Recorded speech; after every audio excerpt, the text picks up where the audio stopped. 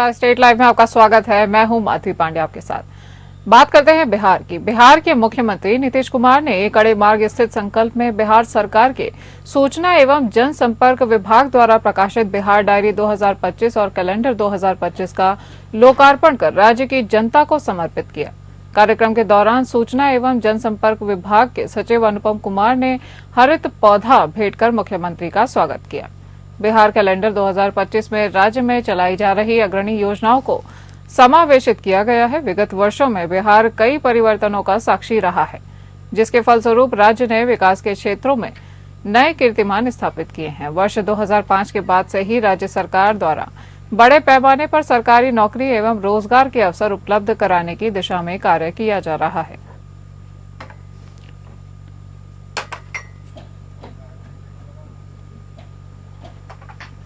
बिहार के मुख्यमंत्री नीतीश कुमार ने प्रगति यात्रा के क्रम में सारण जिले को लगभग 985 करोड़ रुपए की योजनाओं की सौगात दी है। मुख्यमंत्री ने रिमोट के माध्यम से 52 विकासात्मक योजनाओं का उद्घाटन एवं शिलान्यास किया। इन योजनाओं में 688.17 करोड़ रुपए की लागत से 32 योजनाओं का उद्घाटन और 296.42 करोड़ रुपए की लागत से 20 योजनाओं का शिलान्यास शामिल है। इसके अलावा सीएम नीतीश कुमार ने सारण जिले के विकास के लिए कई घोषणाएं की। सदर प्रखंड में डोरीगंज बाजार से बिशुनपुरा तक एलिवेटेड पथ का निर्माण किया जाएगा। इससे राजधानी पटना से छपरा आने वाले वाहनों का आवागमन सुगम होगा। नेशनल हाईवे 19 के छूटे हुए छपरा सेक्शन पथ का चौड़ीकरण एवं मजबूतीकरण भी कराया जाएगा। इससे पटना, छपरा, सीवान एवं गोपालगंज आने जाने में सुविधा होगी। एकमा से डुमारगढ़ तक पथ का चौड़ाईकरण एवं मजबूतीकरण किया जाएगा। इस पथ पर छोटे, बड़े एवं भारी वाहनों का आवागमन होता है। इससे लोगों को आवागमन में काफी सुविधा मिलेगी। एकमा मशरक पथ का चौड़ाईकरण एवं मजबूतीकरण भी किया जाएगा। इसके निर्माण से लोगों को आवागमन में सुविधा मिलेगी। खैरा बिना टोलिया पथ का चौड़ीकरण भी किया जाएगा। इससे पटना, सीवान, गोपालगंज आदि जाने के लिए लोगों को काफी सुविधा मिलेगी तथा छपरा शहर के लोगों को रेलवे स्टेशन तक आने जाने हेतु वैकल्पिक मार्ग भी मिलेगा।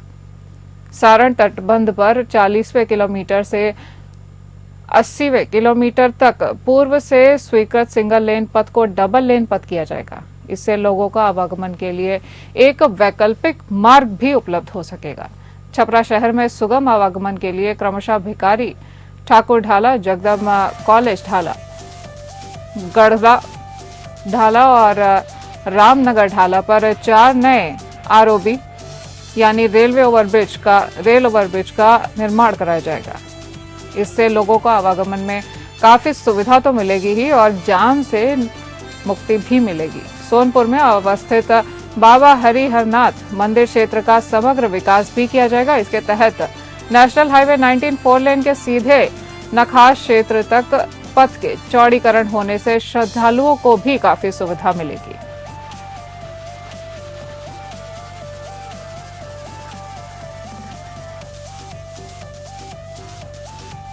आपको बता दें कि सीएम नीतीश कुमार ने सारण जिले के लिए काफी घोषणाएं की, जिसमें नेशनल हाईवे 19 का डेवलपमेंट शामिल है। बिहार विधान परिषद की एक सीट के होने वाले उपचुनाव में जदयू प्रत्याशी ललन प्रसाद ने गुरुवार को नामांकन दाखिल किया। बिहार के मुख्यमंत्री नीतीश कुमार और दोनों उप मुख्यमंत्रियों सम्राट चौधरी और विजय सिन्हा सहित एनडीए के नए अन्य नेताओं की मौजूदगी में ललन प्रसाद ने विधानमंडल पहुंचकर नामांकन दाखिल किया। 52 साल के ललन प्रसाद शेखपुरा जिले के 2001 से 2005 तक घाट कुसुम्बा प्रखंड के जेडीयू अध्यक्ष रहे हैं। ललन प्रसाद को सीएम नीतीश के करीबी नेता के रूप में जाना जाता है। वहीं वर्ष 2009 से 2013 तक शेखपुरा में जेडीयू के जिला उपाध्यक्ष भी रहे हैं। शेखपुरा में जेडीयू के मजबूत करने के लिए वे जदयू से शुरुआती दौर से ही सक्रिय रहे हैं।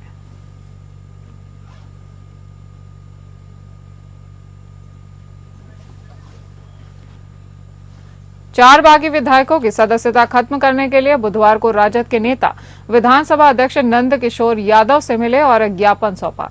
राजद के राष्ट्रीय प्रधान महासचिव और मुख्य सचेतक विरोधी दल अब्दुल बारी सिद्दीकी ने स्पीकर से मोकमा की विधायक नीलम देवी, सूर्यगढ़ा के विधायक प्रहलाद यादव, शिवहर के विधायक चेतन आनंद और मोहनिया की विधायक संगीता कुमारी की सदस्यता खत्म करने का आग्रह किया है। उन्होंने कहा कि इन विधायकों ने स्वेच्छा से दल का त्याग कर दिया है। इसकी सूचना पहले भी पार्टी स्पीकर को दी जा चुकी है। अब्दुल बारी सिद्दीकी ने कहा कि उस समय भी बिहार विधानसभा प्रक्रिया एवं कार्य संचालन नियमावली के सुसंगत प्रावधानों एवं भारतीय संविधान की अनुसूची 10 के तहत सभी विधायकों की सदस्यता खत्म करने का अनुरोध किया गया था, लेकिन स्पीकर ने संविधान की भावनाओं को नजरअंदाज कर आज तक सदस्यता खत्म नहीं की है, जो कि भारतीय लोकतंत्र के प्रतिकूल है। उन्होंने मांग की कि दल विरोधी कृत्य को अविलंब संज्ञान लेते हुए उनकी सदस्यता खत्म कर दी जाए। सिद्दीकी ने बताया कि स्पीकर ने कहा है कि विधायकों को नोटिस दिया जा चुका है, पर उनका जवाब नहीं आया है। फिर से नोटिस उनको जारी किया जाएगा।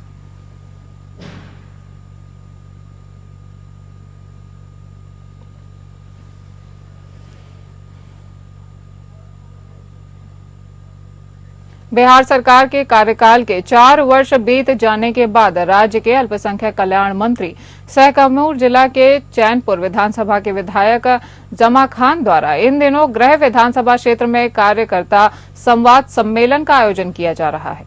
संवाद सम्मेलन के चौथे चरण में आज अधौरा प्रखंड के कार्यकर्ताओं के साथ संवाद किया गया। वहीं अपने 4 वर्ष के कार्यकाल का फीडबैक भी लिया गया।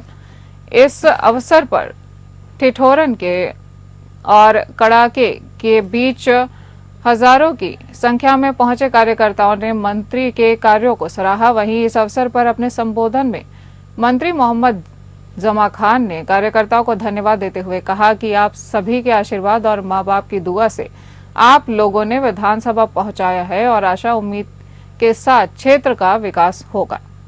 आप सभी के आशाओं पर मैं खरा उतरने की कोशिश में लगा हुआ हूं। कार्यकर्ता संवाद सम्मेलन में मंत्री ने चैनपुर विधानसभा क्षेत्र में किए कार्यों को भी गिनाया और खासकर अधौरा में लगाए गए 72 टावर अधौरा अकबरपुर रोड के साथ साथ दर्जन बड़े कामों को एक बड़ी उपलब्धि बताया। वहीं जनसंवाद कार्यक्रम के दौरान लगभग 1000 जरूरतमंदों को कंबल भी वितरित किया गया।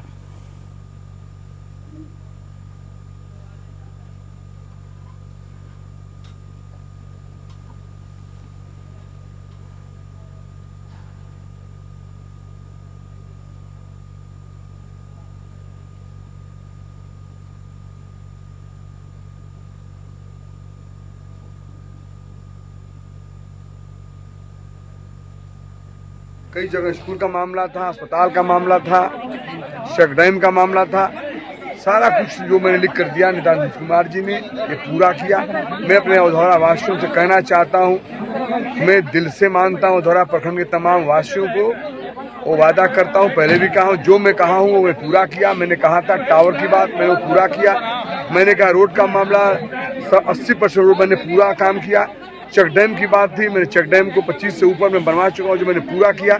और भी समस्याएं जो होगी, समस्या तो रहती ही है, काम करने के बावजूद समस्या आ ही जाती है, उसको भी हम लोग पूरा करेंगे।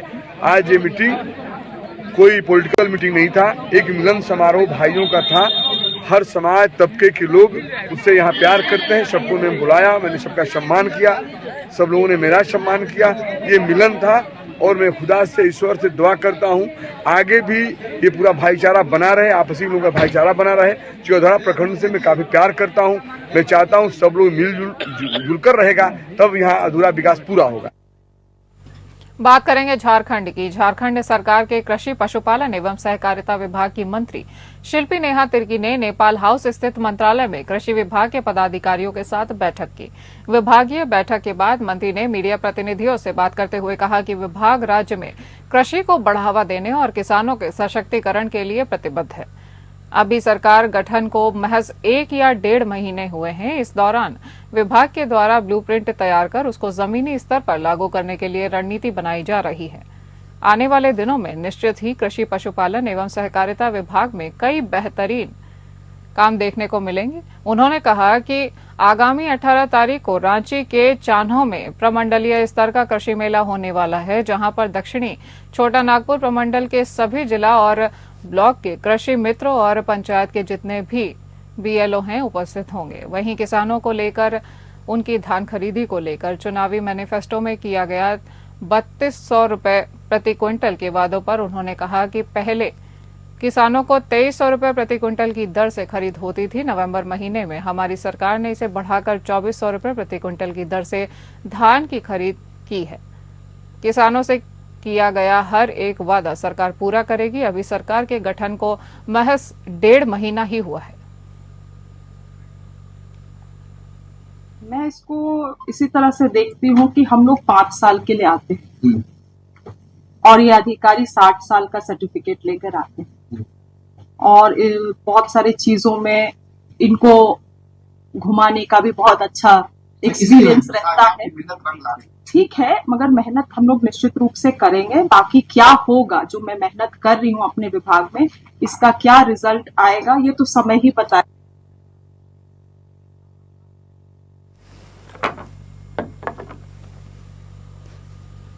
गोड्डा के सुंदर पहाड़ी थाना क्षेत्र के अंतर्गत कैरासोल बालूघाट और धमनी बालूघाट पर पुलिस ने छापेमारी की। इस दौरान एक बालू माफिया के साथ 2 ट्रैक्टर जब्त किए गए। बालू माफियाओं पर कार्यवाही होने के बावजूद बालू का अवैध ढुलाई नहीं थम रही है। दिनों दिन बढ़ते बालू माफिया को वर्चस्व उनका बढ़ता जा रहा है। ग्रामीणों ने पुलिस प्रशासन को कार्यवाही करने में मदद की मांग की है।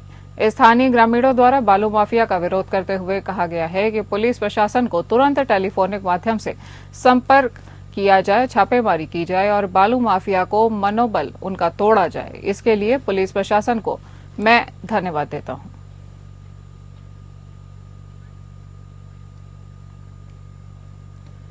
झारखंड प्रदेश की स्वास्थ्य व्यवस्था को मजबूत करने के लिए राज्य सरकार की तरफ से लगातार प्रयास किया जा रहा है, जिससे झारखंड के गरीब मरीजों को बेहतर स्वास्थ्य लाभ मिल सके। इसी सोच के साथ झारखंड के रिम्स अस्पताल को लगातार अपग्रेड किया जा रहा है ताकि गरीब मरीज को सरकारी सुविधा, अच्छी व्यवस्था के साथ इलाज मिल सके। रिम्स अस्पताल के साथ साथ झारखंड के संथाल क्षेत्र में एम्स अस्पताल भी बनाया जा रहा है। देवघर जिले के देवीपुर प्रखंड स्थित 240 एकड़ में एम्स को बनाया जा रहा है। वर्ष 2019 से इस अस्पताल का निर्माण किया जा रहा है। पिछले 6 वर्षों से देवघर एम्स का लगभग सारे भवन निर्माण किए जा चुके हैं। देवघर एम्स के निदेशक डॉक्टर सौरभ वार्ष्णेय बताते हैं कि 2019 के बाद 2 वर्षों तक कोरोना की वजह से कई विभागों का निर्माण नहीं हो पाया है, लेकिन अगले 6 महीने में अस्पताल पूरी तरह से बनकर तैयार हो जाएगा। ने राज्य सरकार के सहयोग से इस एम्स का कार्य 2019 में शुरू किया था। लगभग 4-4.5 साल इस संस्थान को हो चुके हैं। बीच में हमारा बहुत महत्वपूर्ण समय कोविड की वजह से हमारा खराब हुआ, लेकिन पूरा प्रयत्न और सबके सहयोग से कोशिश की जा रही है कि अगले 3 से 6 माह के अंदर ये संस्थान पूर्णतः अपनी सेवाएं दे जो इनसे अपेक्षाएं की जा रही हैं। बात करेंगे राजस्थान की। सचिन पायलट ने जयपुर में अपने आवास पर मीडिया से बातचीत करते हुए कहा कि सरकार को 1 साल हो चुका है। जो निर्णय सरकार ने लिए हैं उनसे जनता में आक्रोश है। पिछली बार जो जिले बने, सरकार ने उन जिलों को निरस्त किया है, उससे भी जनता में काफी आक्रोश है। हम सरकार से सदन के अंदर जवाब मांगेंगे। इन सभी मुद्दों पर सरकार से जवाब मांगेंगे। जनता के मुद्दों को हम मजबूती से उठाएंगे। यह सरकार पूरी तरह से कंफ्यूज है। सरकार के मंत्री बोलते हैं भर्ती कैंसिल कराएंगे, सरकार बोलती है कैंसिल नहीं कर सकते हैं। सरकार के अंदर जो गतिरोध है उसका परिणाम जनता को भुगतना पड़ रहा है। एक स्पष्ट नीति होनी चाहिए। कितने महीने हो गए इसको लटकाते हुए, चाहे एसआई भर्ती की बात हो या अन्य परीक्षाओं की बात हो, उसमें अनिश्चितता और अनिर्णय की जो स्थिति है उससे जनता में एक कंफ्यूजन पैदा होता है। सरकार में बहुत सारे पावर सेंटर बन चुके हैं। मंत्री कुछ बोलता है, सरकार कुछ बोलती है और इनके बीच में जनता पिस रही है। राज्य सरकार को अपनी नीति स्पष्ट करनी चाहिए। सरकार को अब 1 साल हो गया और जो निर्णय लिए सरकार ने उससे जनता में काफ़ी आक्रोश भी है। चाहे जो एक बार जिले जो बने प्रदेश में, उन जिलों को जो निरस्त किया है उसमें काफ़ी जनता में आक्रोश है और सरकार से हम जवाब मांगेंगे सदन के अंदर पटन के ऊपर। उसके बाद उन्होंने जिस प्रकार से समीक्षा कर रहे हैं, जो स्कूल हम खोल चुके हैं इंग्लिश मीडियम वाले, सरकार को चाहिए और स्कूल खोलना। आप स्कूल्स की संख्या को कम करना चाहते हैं और अभी पता पड़ा कि हजारों स्कूल ऐसे हैं जहाँ कोई इन्रोलमेंट ही नहीं है, तो जो एजुकेशन पॉलिसी है उसमें जो विवाद हमेशा होते रहे हैं, इंग्लिश मीडियम स्कूल्स को जब बंद करना चाहते हैं, इसको लेकर सरकार को जवाब देना पड़ेगा। छत्तीसगढ़ के मुख्यमंत्री विष्णुदेव साय ने कहा कि हमने अटल जी की स्मृति में वर्ष 2025 को अटल निर्माण वर्ष घोषित किया है। इस वर्ष गुणवत्ता युक्त विकास कार्य पर पूरा ध्यान केंद्रित किया जा रहा है। सबका साथ, सबका विकास, सबका प्रयास और सबका विश्वास मूल मंत्र के साथ हर नागरिक की जिम्मेदारी है कि अपने क्षेत्र के विकास और निर्माण कार्यों की सतत निगरानी करे और विकसित छत्तीसगढ़ राज्य बनाने में अपना योगदान दे। मुख्यमंत्री विष्णुदेव साय ने बालोद जिले के ग्राम जुगेरा में आयोजित 141 करोड़ रुपए के विकास कार्यों के लोकार्पण शिलान्यास कार्यक्रम को संबोधित करते हुए ये बातें कही। मुख्यमंत्री साय ने कहा कि हमारी सरकार शिक्षा, स्वास्थ्य, सिंचाई, संसाधन और सड़कों के रखरखाव पर फोकस करते हुए अंतिम छोर के व्यक्ति तक सुशासन पहुंचाने में प्रतिबद्ध है। सभी मिलजुल कर विकासशील छत्तीसगढ़ को विकसित छत्तीसगढ़ बनाएंगे। मुख्यमंत्री श्री साय ने कहा कि पक्का छत वाले मकान निर्माण की योजना प्रधानमंत्री आवास के तहत बालोद जिले में 31,000 से अधिक परिवार लाभान्वित हुए हैं। इनमें आधे से अधिक आवास बन चुके हैं, शेष का निर्माण अभी किया जा रहा है। उन्होंने नए आवास में प्रवेशित हितग्राहियों को बधाई और शुभकामनाएं भी दी। मुख्यमंत्री ने कहा कि कृषक उन्नति योजना से बालोद जिले के करीब 1.5 लाख किसान लाभान्वित हुए हैं। उनके खाते में 2023 से 24 में बेचे गए खरीफ सीजन के धान की राशि 686 करोड़ रुपए अंतरित कर दी गई है। इससे किसानों में समृद्धि आई है। वहीं उप मुख्यमंत्री अरुण साव ने कहा कि मोदी जी की गारंटी वाली विष्णुदेव साय की सरकार में विकास कार्यों के लिए पैसे की कोई कमी नहीं होगी। अपन बालोद में 400 सीटर के एक ऑडिटोरियम के मांग करे हो तो कर मैं घोषणा करत हूँ, बालोद में 400 सीटर के एक ऑडिटोरियम बढ़िया सुसज्जित ऑडिटोरियम बनी होकर मैं घोषणा करत हूँ। और अच्छा नालंदा परिसर के भी स्वीकृति मिली से हमार डिप्टी सीएम साहब जमनकर पास में नगरीय प्रशासन विभाग है, उन्होंने के विभाग में यहाँ नालंदा परिसर की भी स्वीकृति हुई से ये नालंदा परिसर में हमार जो बेटा बेटी मन जमनला आगे चल के एसपी कलेक्टर बनना है, इंजीनियर बनना है, प्रतियोगी परीक्षा की तैयारी करना है, नालंदा परिसर से हमला स्टडी मटेरियल मिली। छत्तीसगढ़ में नगरीय निकाय चुनाव के लिए नगर निगमों, नगर पालिकाओं और नगर पंचायतों में आरक्षण की प्रक्रिया संपन्न होने के बाद प्रदेश कांग्रेस संचार विभाग के अध्यक्ष सुशील आनंद शुक्ला ने दावा किया है। कांग्रेस ने इन स्थानीय निकाय के चुनावों में न सिर्फ अपनी पिछली जीत दोहराएगी बल्कि अब की बार और अधिक निकाय क्षेत्रों में कांग्रेस के प्रत्याशी चुनाव जीत कर आएंगे। प्रदेश में भारतीय जनता पार्टी की सरकार के खिलाफ वातावरण है। लोग प्रदेश की बिगड़ चुकी कानून व्यवस्था, रोज हो रही हत्याओं, बलात्कार, लूट, चाकूबाजी की घटनाओं के कारण सरकार से निराश हो चुके हैं। भाजपा की साय सरकार ने अपने 1 वर्ष के कार्यकाल में जनता को निराश ही किया है। निकाय चुनाव के लिए कांग्रेस पार्टी की तैयारियां पूरी है।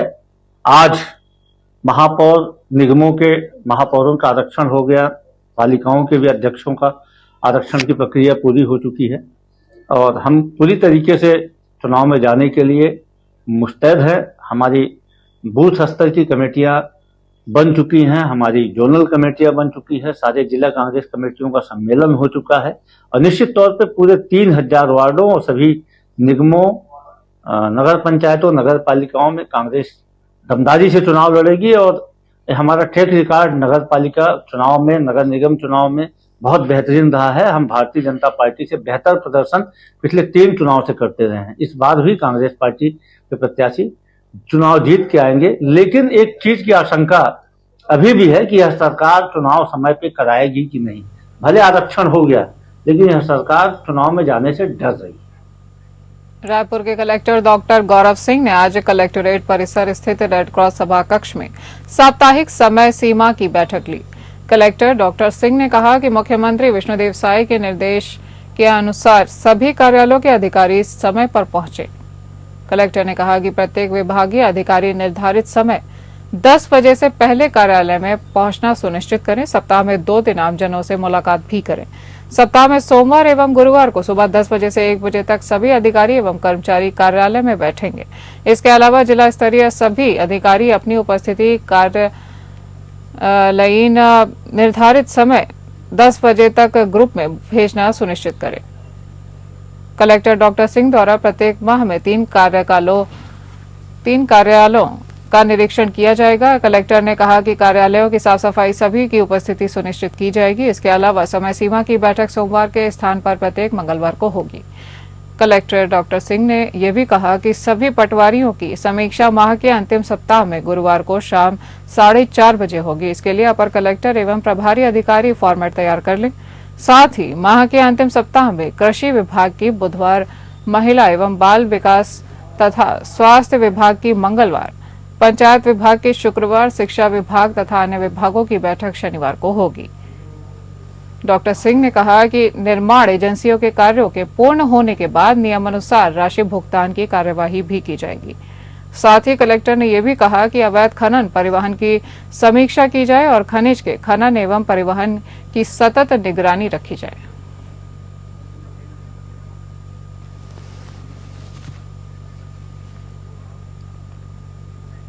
रायपुर के वरिष्ठ पुलिस अधीक्षक द्वारा रायपुर के ऑनलाइन फूड सप्लाई व ऑनलाइन शॉपिंग साइट्स के संचालक, मैनेजर, आउटलेट प्रभारी और डिस्ट्रीब्यूटर्स की बैठक ली गई। बैठक में वरिष्ठ पुलिस अधीक्षक द्वारा ऑनलाइन शॉपिंग साइट्स के संचालक, मैनेजर, आउटलेट प्रभारी और डिस्ट्रीब्यूटर्स को कहा गया कि ग्राहकों को किसी भी प्रकार का चाकू डिलीवर नहीं करना है। चाकू, नशे से संबंधित सामग्री और अन्य प्रतिबंधित वस्तुओं को कोड के अनुसार अपने पास एकत्र कर रखने तथा पुलिस की उपस्थिति में खोलने को कहा गया है।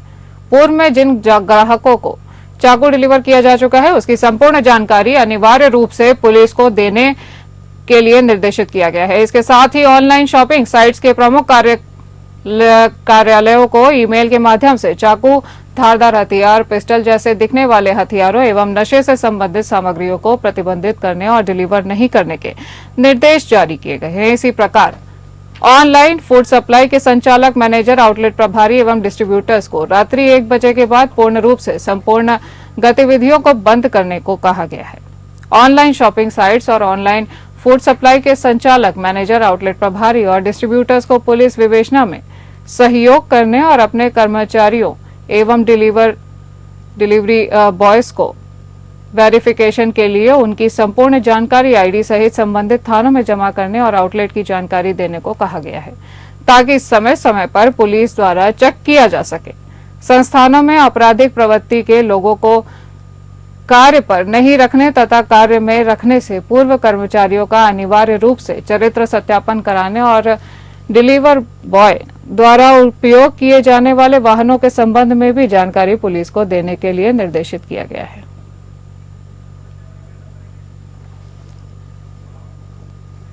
इस बुलेटिन में इतना ही। नमस्कार।